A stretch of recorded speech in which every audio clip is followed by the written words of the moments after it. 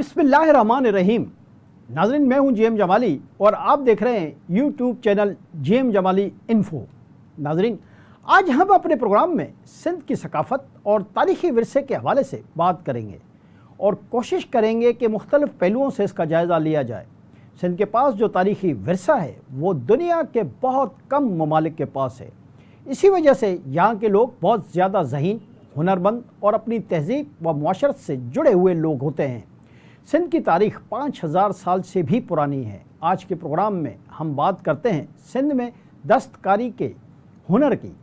सिंध जो पाकिस्तान का एक तारीख़ी और सकाफ़ती तौर पर माला माल सूबा है, अपने मुनफरद दस्तकारी के हुनर के लिए सदियों से शोहरत रखता है। उसकी गलियों, बाज़ारों और देहातों में हाथ से बने हुए वो फन पारे मिलते हैं जो न सिर्फ मकामी सकाफ़त की नुमाइंदगी करते हैं बल्कि इस काम को आलमी सतह पर भी सराहा जाता है। सिंधी अजरक, कढ़ाई, लकड़ी का काम, मट्टी के बर्तन, शीशाकारी, चमड़े की मसूनात और ज़ेवरात साजी सिंध की रवायती दस्तकारियों में शामिल हैं। ये हुनर न सिर्फ सकाफ़ती शनाख्त के तौर पर ज़िंदा है बल्कि लाखों लोगों के रोज़गार का ज़रिया भी बना हुआ है। सिंध की दस्तकारी का आगाज़ मोहनजोदड़ो की तहज़ीब से मंसूब किया जाता है जो तकरीबन 5000 साल से भी पुरानी है। मोहनजोदड़ो से मिलने वाली मट्टी की मूर्तियाँ, मोहरें, कपड़ों के टुकड़े और ज़ेवरात इस बात का सबूत है कि यहाँ के लोग कदीम ज़माने से ही फ़नून लतीफ़ा और दस्तकारी से वाबस्ता थे। इस्लामी दौर में दस्तकारी को मज़ीद फ़रोग़ मिला जब ईरानी, अरब और तुर्क असरात के सिंध की तहज़ीब को गहरा किया गया। मुग़लिया दौर में अजरक, सिंधी टोपी, आईना साजी और चमड़े का काम अपने उरूज पर पहुँचा। अजरक सिंध की पहचान है। ये कपड़ा मखसूस ब्लॉक प्रिंटिंग और नबाताती रंगों से तैयार किया जाता है। अजरक मर्द व ख़वातीन दोनों में मकबूल है और मुख्तलिफ़ मौक़े जैसे ईद, शादी या त्योहारों पर बतौर तोहफ़ा पेश किया जाता है। इसकी तैयारी में जो फ़नी महारत दरकार है वो नस्ल दर नस्ल मुंतकिल होती आई है। सिंधी टोपी को सरकारी सतह पर भी पजीराई और प्रमोशन मिली है। सिंधी टोपी फ़न और सकाफ़त का इम्तिजाज है।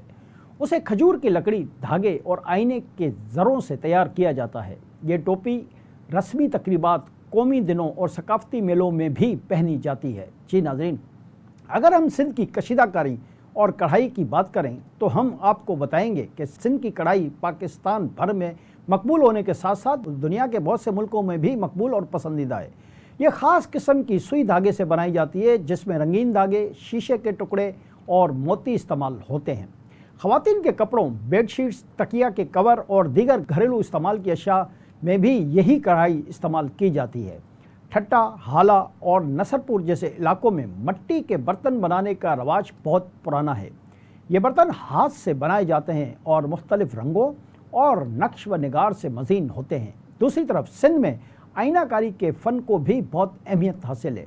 ये फ़न सिंधी घरों की दीवारों, डब्बों, चूड़ियों और लिबास की ज़िबाइश में इस्तेमाल होता है। आईनाकारी की झलकियाँ ख़ास तौर पर शादी ब्याह की तकरीबात में दिखाई देती हैं। अगर हम लकड़ी के काम की बात करें तो सिंध में फ़र्नीचर साजी में लकड़ी का काम काबिल ज़िक्र है।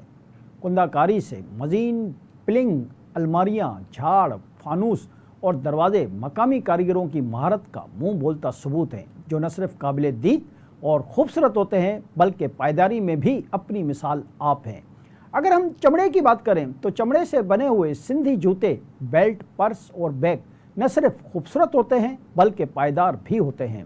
थर और उमरकोट के कारीगर इस काम में खासी महारत रखते हैं, जबकि दूसरी तरफ सिंध में ज़ेवरात बनाने का काम भी मोहनजोदड़ो की तहज़ीब से जुड़ा हुआ है। जैसा कि हमने पहले भी कहा कि 5000 साल से भी ज़्यादा पुरानी तहज़ीब है सिंध की।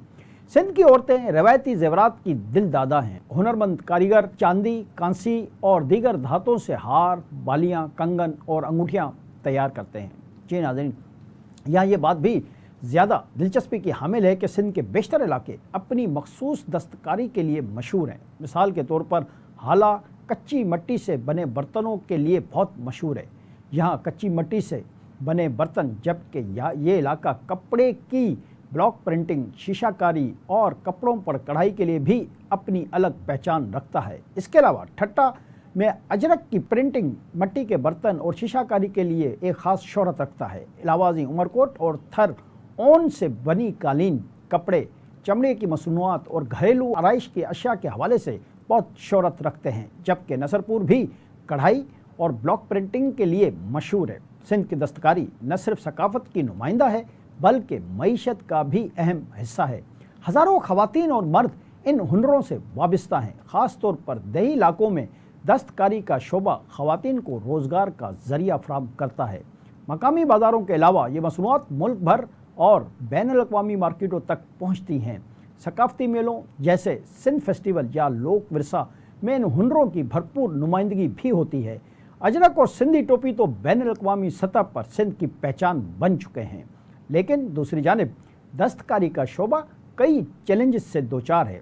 कारीगर अपने फनपारों को बेहतर मार्केटिंग और ऑनलाइन प्लेटफॉर्म्स तक नहीं पहुंचा पाते, जिसकी वजह से इन्हें अपनी प्रोडक्ट के दुरुस्त कीमत भी नहीं मिलती। अलावा अज़ीम मशीन साजी ने भी दस्तकारी को बुरी तरह मुतासिर किया है। सस्ते मशीनी कपड़े और मसनूई ज़ेवरात की वजह से हाथ की बनी हुई अशिया की मांग कम हो रही है। इस शोबे में सरमायाकारी की भी कमी है। कारीगर अक्सर माली वसाइल की कमी का शिकार होते हैं, जिससे उनकी पैदावार इंतहाई महदूद रहती है। जबकि ये भी एक हकीकत है कि इस शोबे में तालीम व तरबियत की कमी है। नौजवानों में दस्तकारी के हुनर सीखने की रग़बत कम हो गई है, क्योंकि इन्हें जदीद तालीम मुलाजमत की तरफ ज़्यादा रग़बत होती है। इस सिलसिले में हुकूमती इदारों का किरदार बहुत ज़्यादा काबिल तारीफ़ नहीं, ताहम कई हुकूमती और निजी इदारे इस हुनर को फ़रोग़ देने के लिए काम कर रहे हैं। सिंध स्मॉल इंडस्ट्रीज़ छोटे पैमाने की कारपोरेशन सनतों को तरबियत और मार्केटिंग की सहूलत फराहम करता है।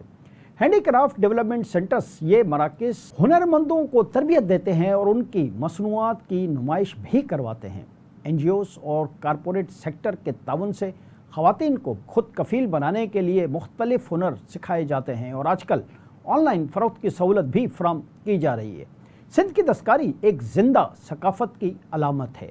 उसे सिर्फ माजी का हिस्सा समझकर नज़रअंदाज करना नाइंसाफ़ी होगी। ज़रूरत इस बात की है कि दस्तकारी के हुनर को स्कूल और कॉलेज के निसाब का हिस्सा बनाया जाए। सरकारी सतह पर ऑनलाइन मार्केटिंग और ई-कॉमर्स के ज़रिए मकामी हुनरमंदों को आलमी मार्केट तक रसाई दी जाए और कारीगरों को बिलासूद कर्ज और टेक्निक की तरबियत भी फराहम की जाए। कौमी और बैनुल-अक़वामी सतह पर इस सिलसिले में नुमाइशों का इनेकाद भी किया जाए। आज के लिए इतना ही। अगले प्रोग्राम तक के लिए अपने मेज़बान JM जमाली को इजाज़त दीजिए। अल्लाह हाफ़िज़।